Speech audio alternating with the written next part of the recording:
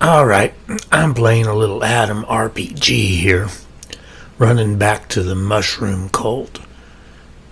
This is not my lucky unlucky Chosen One build. I did a video on that. He ain't progressing too hot.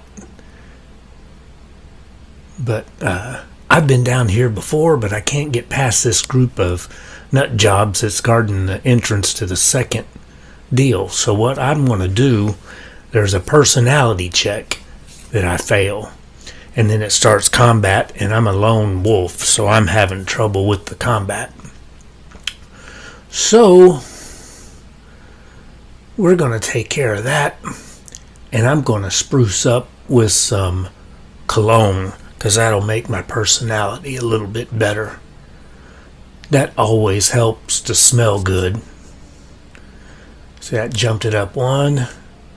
Here, give me another little squirt. Two. And let's just see what this does.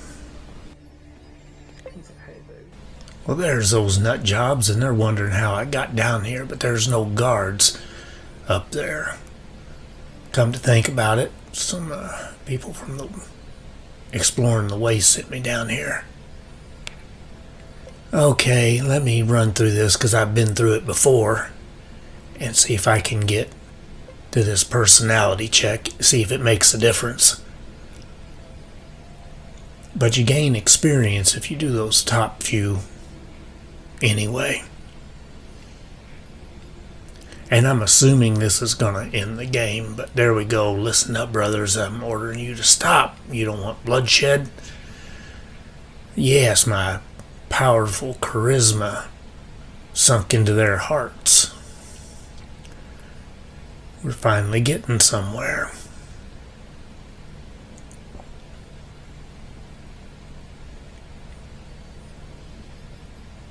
And they get on their knees. Except the one fella. No, there he goes. And then I'll just run down here. I checked those other rooms out off camera, but I'm assuming this big old hole is where I'm going. I'll listen to the noise that's coming from downstairs, but I don't really hear anything. Don't smell anything either.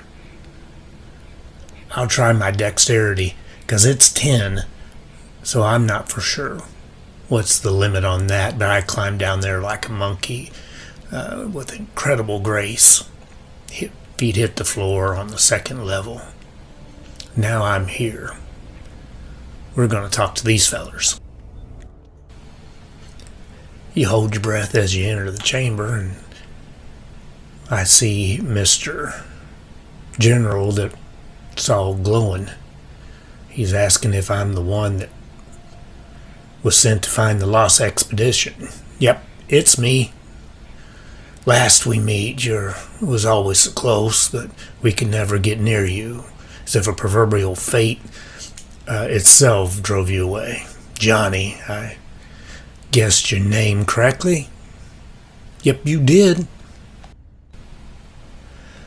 Oh, partially, yes, I'm still this Morozov, but I'm now more than a single being. I'm part of the whole.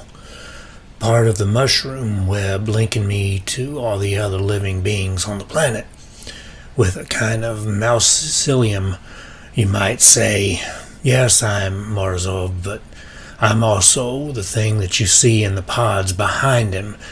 These people around me, they're me as well. Okay, that's interesting. Hold up, part of the whole? Mycelium? What about Adam? The general's calm expression doesn't change, but a newfound disgust enters his voice. What is Adam? A dried up husk of Old Glory? A miserable little group of soldiers and paper pushers destroyed by its own secrecy? It serves us well as a stepping stone, a platform which we could launch the great unification. Now that Adam's function is no longer needed, its only value lies in how many people it shall provide for our cause. How long was this going on without Adam's knowledge? The conspiracy, I mean. Conspiracy? So be it. The conspiracy started soon after the war, where General Morozov stumbled upon this very room, a scared and wild little town called Krasnoznamy, so insignificant that the railroad ignored it. This forgettable place was an ideal location for experiments on an entity such as myself. It was my birthplace, my birthing chamber. After that, Morozov took a change. I selected candidates whom I later brought here and told them everything. Some chose to partake in our great plan. Some were filtered from the group right from the start. Who knows, maybe in a few years you would have became one of us. Filtered? You mean killed? No. We are against violence. It can be useful, but if there's any possibility to avoid bloodshed, we choose it. Those who were deemed untrustworthy were simply never contacted again. We were very careful. In Bunker 317, however, we couldn't reach a peaceful solution. Then the Mushroom Mine attempted to contact the uninitiated expedition members. They panicked and began shooting at their colleagues. We had to dispose of them, alas. But the idea of taking them with Morozov's expedition came from the top brass. Right, so how did you end up being this part of the whole? The general speaks softly and slowly, as if from the depths of his memory. In the first years after the war, when Krasnoznamy was still in ruin, we called upon a reconnaissance party that was by chance passing through the devastation above. This party was led by General Morozov. From below ground, we did call upon him. From the depths of this very bunker, we were where we were created by the greatest scientist. General Morozov heard the call, and he and his men forced their way inside the facility with explosives. The former general, or what's currently inhabiting his brain, stares at you without emotion, green flames dancing around his eyes. And what exactly are you? Care to tell me? Do you speak of the mushroom before you? This is a fungal mass created by scientists during the project they called Stakhanovite. They wanted to create a soldier that would fight without food, water, medicine, and moral support. Those actions would be completely under his handler's control. The fungus was an unwanted byproduct of one of the early experiments. Later on, discovering its telepathic abilities, the scientists tried to use this accident to advance their project. They wanted a super soldier linked telepathically to one another by means of psychic mycelium. Then they could act as a single organism on the battlefield. The super soldier, however, was never created. The Cold War turned hot in just one day. But though the project collapsed around it, the biomass was never destroyed. The fungal mass survived. In silence, it united the minds of those around it, creating a single mushroom mind. Why are you doing this? What's the end game of this unification? Morozov sighs. After the fall of society, we collected an unfathomable amount of information from the Soviet government's high-tech databases. We wanted to learn about the people, about the planet, about outer space. We fed on that information just as our cells fed on the nutrition. And this feeding gave us results. Oh yeah, we saw everything. We became enlightened, and we knew the inner workings of the universe, the laws of physics, and the endless possibilities that the future holds. We then saw one of the endless possibilities that grew more and more probable each year. With each day, each hour, it became more and more real. Maybe it was there, maybe it was caused by the fires of the last war. It doesn't matter. I'm talking way too much. The gist of this is an asteroid named 1997 TB146 is getting closer and closer to Earth. Today it's close enough to be seen with the naked eye. Some have even given it a folk name, the Hesperus star. This asteroid has a radius of approximately 20 kilometers. If it strikes, it will wipe out 95% of the life on Earth. The only way to resolve this situation is unification of humanity into a single mind, our mind. Only then the civilization will develop quickly enough to counter this threat and otherwise destroy the planet. Only when we achieve unity. General Morozov looks at you with no apparent emotion. He seems indifferent to the whole world around him. I've heard enough. Listen, we know you've already encountered other parts of the Mushroom Mind, in the mountain pass of woes and in the Dead City. Both times, you let those parts join the whole. You must know by now that we speak the truth. We would never lie about something like this. After General Morozov's expedition brought the Mushroom Mind part from Bunker 317 to Krasnov-Mani, we became strong enough to start the process of unification, and when you returned 2 parts to us, we lost all doubt. We've waited long enough, and we will not delay our plan any longer. Soon our special spores will be introduced into the city's water supply, and the mushroom will start its work. The former general points to the vessel holding in the center of the Mushroom Mind.